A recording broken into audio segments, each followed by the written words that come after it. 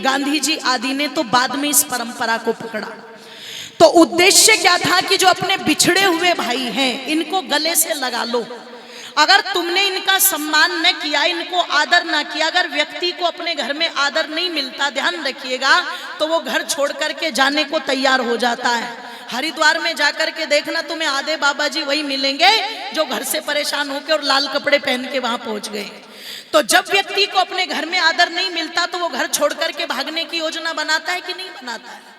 तो ऋषि दयानंद का दृष्टिकोण कितना ऊंचा था कि यदि इन दलितों को, इन बिछड़े हुओं को अपने घर के लोगों ने सम्मान नहीं दिया तो ये दूसरी जगह जाएंगे जरूर, ये तुम्हें छोड़ करके भागेंगे जरूर। और जिस दिन ये तुम्हें छोड़ करके भागेंगे और दूसरे इनको अपनाएंगे तो ये उस दिन, ध्यान रखना, उनसे भी ज्यादा तुम्हारे लिए खतरनाक बनेंगे। आज यदि मैं भारत की बात करूं तो जितने भी कट्टरवादी है, चाहे चादर वाले हो चाहे फादर वाले हो, जो मूल रूप से इस्लाम में पैदा हुए हैं लोगों, उनके अंदर इतनी कट्टरता नहीं है। पर जो जबरदस्ती बनाए गए हैं, कन्वर्टेड हैं, उनके अंदर इतना जहर भरा हुआ है कि तुम कितना भी उन्हें समझाने का प्रयास करो लेकिन उनकी जहलता दूर, जोर से बोलो, नहीं होती। और वर्तमान का उदाहरण यदि देख लो तो भीम नाम से जो आर्मी बना दी है, ये कभी जो तुम्हारे भाई तुम्हारे मंदिरों पर चढ़ना चाहते थे, तुम्हारे महापुरुषों की पूजा करना चाहते थे, आज ये उन्हीं तस्वीरों पर जूते बजाने के लिए संकल्पित हैं। व्हाट्सएप पर देखो, सोशल मीडिया पर देखो तो ये आग उगल रहे हैं। इसमें कहीं ना कहीं गलती हमारी है, क्योंकि किसी भी चीज को जितना आप दबाओगे, जितना दबाओगे, वो उतना ही प्रेशर के साथ ऊपर आएगी कि नहीं आएगी, बोलो? वो उतना ही प्रेशर के साथ उछल करके ऊपर आएगी। तो उस समय दलित बस्तियों में जाकर के जो सम्मान आर्य समाज ने दिया, उनके नाम के पीछे आर्य लगा। तो मुझे पंजाब में हैरानी हुई जब मेरे नाम के पीछे आर्य लगा हुआ था और उन्होंने कहा आप अपना कोई बैनर भेज दो, आपकी कथा है तो हम उसके बैनर बनवा दें। तो मैंने जब अपना बैनर वहां पर भेजा तो मेरे नाम के पीछे आर्य लगा हुआ था। तो तुरंत उधर से एक व्यक्ति का फोन आता है, बहन जी बुरा मत मानिएगा, ये जो आर्य शब्द आपके यहाँ पर लगा हुआ है नाम के पीछे, आपका दूसरा भी तो सरनेम होगा। मैंने कहा जी बचपन से मेरे जो भी डॉक्यूमेंट्स है, जितने भी मेरी स्कूलिंग है पीजी तक की, उसमें सब में आर्य है, मेरे ड्राइविंग लाइसेंस में आर्य है, मेरे पासपोर्ट में आर्य है, सब जगह मेरा सरनेम यही है और मेरी पहचान यही है। बोले नहीं नहीं आप किस उसमें पैदा हुए हैं? मैंने कहा मैं इसी धर्म में पैदा हुई हूँ, है ना, आर्य धर्म में पैदा हुई हूँ। बोले जी आप बुरा मत मानिएगा लेकिन हमारे यहाँ पर जो हरिजन लोग हैं वो अपने नाम के पीछे आर्य लगाते हैं और कोई आर्य नहीं लगाता। तो मैंने कहा आप लोग यदि वैदिक धर्म से जुड़े हुए तो क्या लगाते हो? बोले जी कोई गुप्ता है, कोई सक्सेना है, कोई मलिक है, कोई वर्मा है, कोई शर्मा है, आप आर्य नहीं लगा। हम आर्य नहीं लगाते क्योंकि यहाँ पर वो लगाते हैं। मैंने फिर उनको सारी की सारी कहानी बताई। मैंने कहा ये तो आर्य समाज ने उन लोगों को सम्मान दिया था, तब जाकर के उन्होंने ये शब्द लगाना शुरू किया था। और मैंने कहा प्रधान जी आर्य समाज से जुड़े हुए हो, एक बार बैठ करके ऋषि दयानंद को पढ़ती लिया होता भले आदमी, तो तुम ये शर्मा वर्मा की बीमारी अपने आप ही हटाते और गर्व से अपने नाम के पीछे, जोर से बोलो, आर्य लगाते। तुम फिर गर्व से कहते कि गर्व से कहो हम आर्य। पर लोगों ने पढ़ा नहीं, जाना नहीं, बस जो चीजें चल पड़ी उनको चला दिया। तो मैं निवेदन कर दूं, जो आर्य समाज के प्रति लोगों ने अपने मन के अंदर भ्रांति पाल ली, अरे ये तो वो संगठन था जिसने पहले से ही चेतावनी दे दी थी। आज से अगर बात करके चले तो महर्षि दयानंद को 200 वर्ष पूरे होंगे, आगे चल करके आर्य समाज के 150 वर्ष पूरे होंगे। इतने लंबे काल पहले महर्षि दयानंद ने चेतावनी दे दी थी कुछ चीजों को लेकर के, पर लोगों को समझ में नहीं आया। अगर समझ में आ जाता तो शायद आप यही कहते जो हमारे डॉक्टर सारस्वत मोहन मनीषी जी ने लिखा है। और क्या लिखा था इन्होंने कि किसने फूल खिलाए हैं शमशानों में। आर्य समाज वो संगठन नहीं है जिसने कंधों पर चढ़कर के काम किया हो। आर्य समाज वो संगठन नहीं है जहां पर एक ढोंगी की भी पूजा की गई हो। आर्य समाज वो संगठन है लोगों जिस संगठन में पता लगा, पुस्तक लिखी गई रंगोला रसूल कोई छापने को तैयार नहीं, तो महाशय राजपाल जी ने कहा लाओ मैं छापूंगा। पुस्तक के छपते ही जैसे बाजार में आई, चंद रोज के बाद ही उनका कत्ल हो गया। आर्य समाज वो संगठन है, आर्य समाज वो संगठन है जहां पर पंडित लेखराम अपने बीमार बेटे को छोड़ करके और शुद्धि करने के लिए चले गए। और जिस दिन पता लगा कि उनका बीमार बेटा दुनिया से जा चुका है, तो पंडित लेखराम की आंखों में एक भी आंसू नहीं था। उस दिन भी हृदय पर हाथ रख करके कहा था, अगर एक बेटा चला गया तो क्या हुआ, अरे जाति के हजारों बेटों को तो मैंने बचा लिया। आर्य समाज वो संगठन है। इसलिए जो पंक्ति है ना, किसने फूल खिलाए हैं शमशानों में, चिंतन करना इस पंक्ति पर। ये बड़ी गहरे शब्द हैं। तो क्या लिखा आपने, सामने ही बैठे हैं कवि भी, है ना, मैं तो बस उनकी आवाज बन करके आप तक आ रही हूं।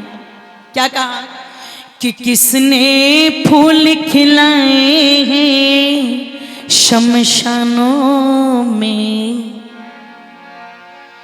कि धूल गिरा दी पत्थर के भगवानों में, कि कौन बेचता दूध रहा मैं खानों में, कि आग लगा दी मजहब की दुकानों में, कि कौन बना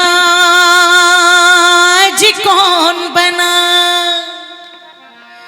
कि कौन बना हर गूंगे की आवाज है, आज कौन बना हर गूंगे की आवाज है,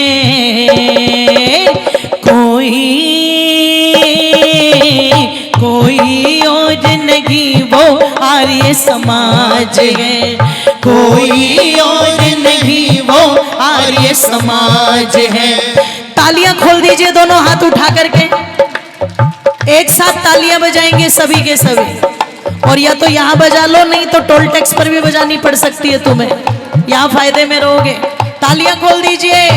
कोई और नहीं वो आर्य समाज है, कोई और नहीं वो आर्य समाज है, कोई और नहीं वो आर्य समाज है, कोई और नहीं वो आर्य समाज है। हाँ, कोई और नहीं वो आर्य समाज है।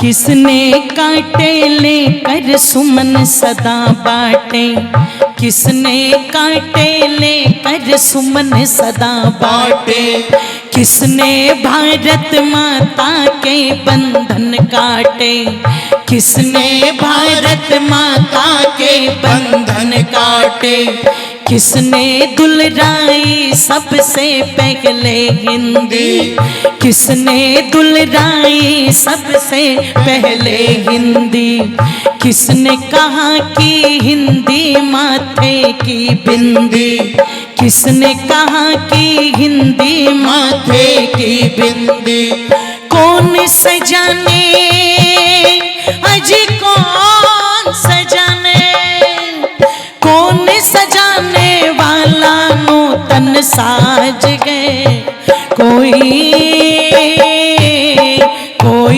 और नहीं वो आर्य समाज है, कोई और नहीं वो आर्य समाज है, कोई और नहीं वो आर्य समाज है, कोई और नहीं वो आर्य समाज है, कोई और नहीं वो आर्य समाज है, कोई और नहीं वो आर्य समाज है। किसने लावारिस लाशों को कफन दिए, किसने तिल तिल जल कर जग को हवन दिए, किसने लावारिस लाशों को कफन दिए, किसने तिल तिल जल कर जग को हवन दिए, किसने पाखंडों को चकनाचूर किया, किसने पाखंडों को चकनाचूर किया, किसने सुनी मांगों को सिंदूर दिया, किसने सुनी मांगों को सिंदूर दिया। भारत माँ को, अरे भारत माँ को, आज भारत माँ को किस बेटे पर नाज है। कोई और नहीं वो आर्य समाज है, कोई और नहीं वो आर्य समाज है, कोई और नहीं वो। दोनों हाथों को एक साथ खोल करके, कोई और नहीं वो आर्य समाज है। हाँ, कोई और नहीं वो आर्य समाज है, कोई और नहीं वो आर्य समाज है।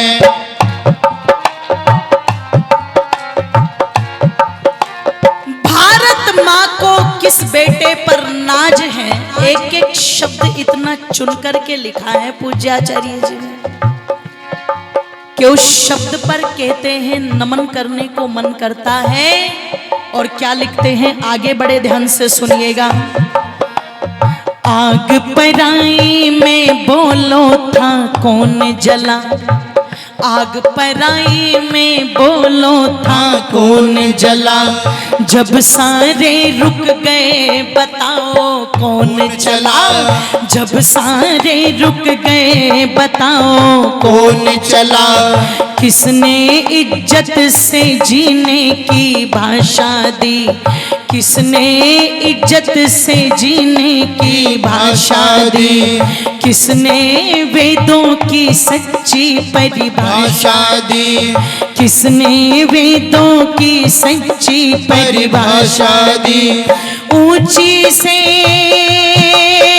अरे ऊंची से भाई, ऊंची से ऊंची किसकी परवाज है। कोई और नहीं वो आर्य समाज है, कोई और नहीं वो आर्य समाज है, कोई और नहीं वो आर्य समाज है, कोई और नहीं वो आर्य समाज है, कोई और नहीं वो आर्य समाज है, कोई और नहीं वो आर्य समाज है, कोई और नहीं वो आर्य समाज है।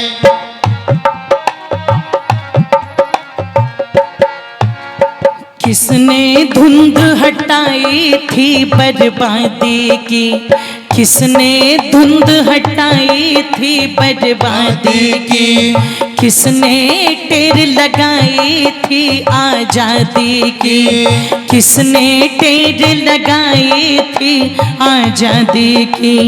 कौन धनुर्धर लड़ा तर्क के तीरों से, कौन धनुर्धर लड़ा तर्क के तीरों से, सिंहासन थर्राया चंद फकीरों से, सिंहासन थर्राया चंद फकीरों से। सच्चा मनीषी, ये जी सच्चा मनीषी, अरे सच्चा मनीषी किसका ये अंदाज है। कोई और नहीं वो आर्य समाज है, कोई और नहीं वो आर्य समाज है। कौन बना अजी कौन, कौन बना हर गूंगे की आवाज है। कोई और नहीं वो आर्य समाज है, कोई और नहीं वो आर्य समाज है, कोई और नहीं वो आर्य समाज है, कोई और नहीं वो आर्य समाज है, कोई और नहीं वो आर्य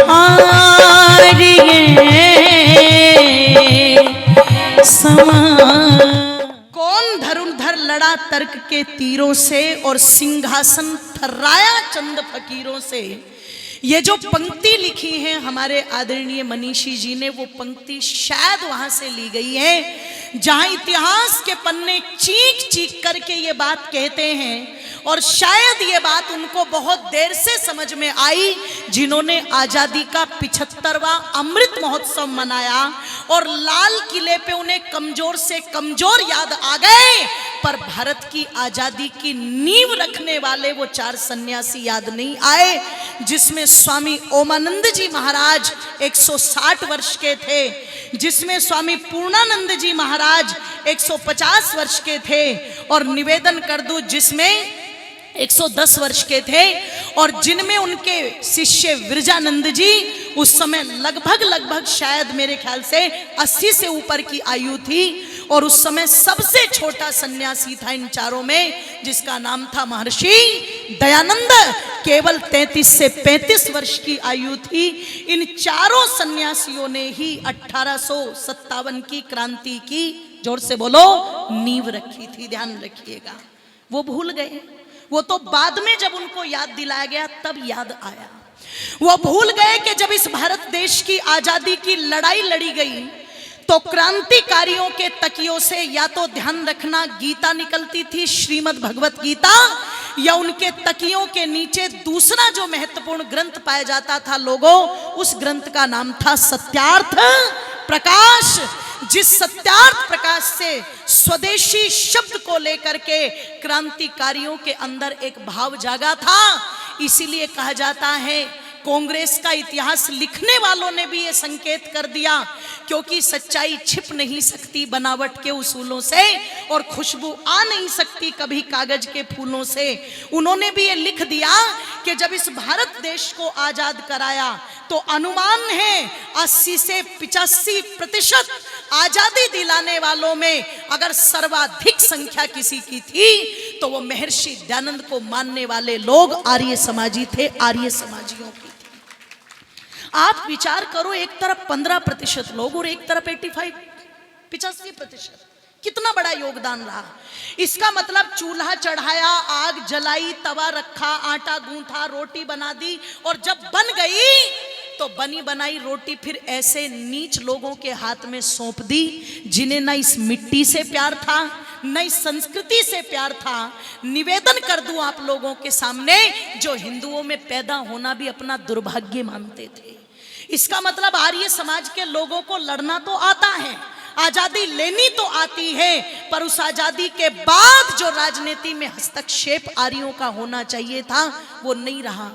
त्याग एक सीमा तक ठीक लगता है लोगों, पर अच्छे लोगों का ज्यादा त्याग भी दुष्टों की ताकत बन जाता है कि नहीं बन जाता है।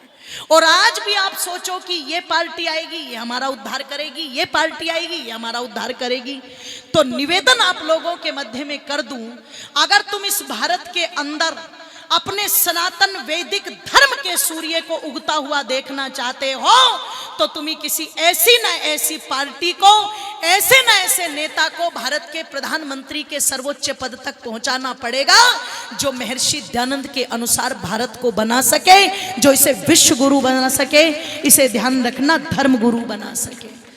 तो ऐसी पार्टी राष्ट्र निर्माण पार्टी है जिनके अध्यक्ष हमारे मध्य में बैठे हैं। मैं निवेदन कर दूं, वो बोलेंगे जरूर, वो बताएंगे जरूर, उस पर चिंतन और मंथन करना, क्योंकि आपस की लड़ाई तो हम लोगों ने लड़ लड़ के बहुत देख ली। ये जो आपस में ही सींग में सींग उलझा करके रखे हुए, इसका कोई लाभ नहीं है। एक सूत्र में बंद करके अपनी पूरी ताकत के साथ ध्यान रखिएगा, और आप यदि अपनी चीजों को ऊपर के स्तर तक ले गए। प्रधानमंत्री जी ने एक भाषण दिया आर्य समाज के लिए, तो लोगों को खुशी हुई कि नहीं हुई? बोलो, हुई कि नहीं हुई? और अगर अपनी विचारधारा का कोई व्यक्ति वहां बैठे तो वो किन किन चीजों को लागू कर सकता है, आप सोच के देखो। क्योंकि जिस गौ माता की रक्षा की बात, ध्यान रखना, अंग्रेजों के काल से चली आ रही है। मैं देखती हूं कि चाहे कोई भी आ गया, पर गौ माता की गर्दन पर जो कटारी चलती है लोगों, वो कम नहीं हुई है, वो और ज्यादा, जोर से बोलो, बढ़ गई है। शराब जिसको सब जानते हैं कि वो नाश करने वाली है, आप सब जानते हो कि ठेकों की संख्या जो है वो कम नहीं हुई है, अपितु दिन प्रतिदिन और ज्यादा, जोर से बोलो, बढ़ रही है। तो एक नहीं अनेक समस्याएं हैं। और ये जो चादर वाले फादर वाले, आप अमेरिका की बात देखो, वहां पर ईसाई जो है उनको बहुसंख्यक माना जाता है, पर फिर भी वो सेक्युलर देश नहीं है, फिर भी उन्होंने अपने संविधान में ये मान्यता रख रखी है, जबकि 47% वहां पर ईसाई है, बाकी दूसरी कम्युनिटी रहती है, तब भी उनका संविधान सेकुलर पर नहीं रुका हुआ है। और हमारे यहाँ धर्मनिरपेक्षता की आड़ में रोजाना आप देख रहे हो कि देश के अंदर कहां कहां आग जल रही है। तो यदि इन चीजों को थोड़ा सा भी सुधारना चाहते हो तो महर्षि दयानंद की विचारधारा को नीतिबद्ध तरीके से आपको अपनाना पड़ेगा। थ्योरिकल बहुत हो गया, अब थोड़ा सा प्रैक्टिकल कर लो, क्योंकि थ्योरिकल का प्रभाव कम होता है और प्रैक्टिकल का प्रभाव, जोर से बोलो, ज्यादा होता है। और इसीलिए मैं केवल 2 ही पंक्ति कहना चाहूंगी आप लोगों को कि उठो वैदिक नाद बजा दो, कि उठो वैदिक नाद बजा दो, जो सोते हैं उनको जगा दो। जय बोलो ऋषि दयानंद की, जय बोलो ऋषि दयानंद की। तालियां खोल दीजिए एक साथ कि उठो वैदिक नाद बजा दो, उठो वैदिक नाद बजा दो, जो सोते हैं उनको जगा दो। जय बोलो ऋषि दयानंद की, जय हो, जय बोलो ऋषि दयानंद की, जय बोलो ऋषि दयानंद की, जय बोलो ऋषि दयानंद की, जय बोलो ऋषि दयानंद की, जय बोलो ऋषि दयानंद की। उठो ऋषि दयानंद के दीवानो, उठो ऋषि दयानंद के दीवानो, स्वार्थ को तज दो वेद की मानो, स्वार्थ को तज दो वेद की मानो, विश्व शांति के अग्रदूत हो, कर्मठ अपने को पहचानो, कर्मठ अपने को पहचानो, कर्मठ अपने को पहचानो। तुम ओम का प्यारे ओम का, तुम ओम का ध्वज लहरा दो, तुम ओम का ध्वज लहरा दो, जो सोते हैं उनको जगा दो। जय बोलो ऋषि दयानंद की, जय हो, जय बोलो ऋषि दयानंद की, जय बोलो ऋषि दयानंद की, जय बोलो ऋषि दयानंद की। उठो वैदिक, उठो वैदिक नाद बजा दो, जो सोते हैं उनको जगा दो। जय बोलो ऋषि दयानंद की, जय हो, जय बोलो ऋषि दयानंद की, जय बोलो ऋषि दयानंद की, जय बोलो ऋषि दयानंद की, जय बोलो ऋषि दयानंद की, जय बोलो ऋषि दयानंद की। बोलिए सत्य सनातन वैदिक धर्म की जय हो। सोचो जरूर, जब दिल्ली के अंदर चंद सालों पहले आई हुई एक पार्टी आज ध्यान रखिएगा जगह जगह प्रदेशों तक फैल रही है। अगर हम भी मिलकर के सोचें और अपनी योजना बनाएं तो मैं समझती हूँ वो सपना साकार हो सकता है जो ऋषि दयानंद ने कहा था, स्वदेशी राजा। अभी भी स्वदेशी हैं, चीज़ें अभी भी अच्छी हैं, लेकिन पूरी तरह से वेद का सिद्धांत अगर लागू हो जाए तो भारत विश्व गुरु बन जाए। उस योजना पर हम सोचेंगे तो मैं समझती हूँ निश्चित बहुत बड़ा कार्य हो सकता है। ये कुछ बातें आप लोगों के मध्य में रखी।